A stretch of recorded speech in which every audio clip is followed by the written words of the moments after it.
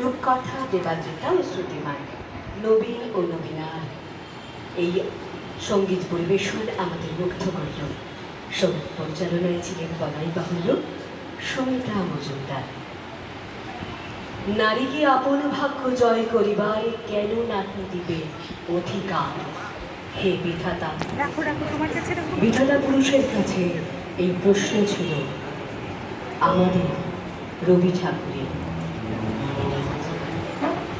পিতৃতান্ত্রিক সমাজ ব্যবস্থায় নারীর পরাধীনতা, অবমূল্যায়ন এবং তার বিরুদ্ধে এক সাধারণ গৃহবধূর মানসিক মুক্তি ও বিদ্রোহ ফুটে উঠেছে রবি ঠাকুরের রচনায় স্ত্রীর পত্রতে।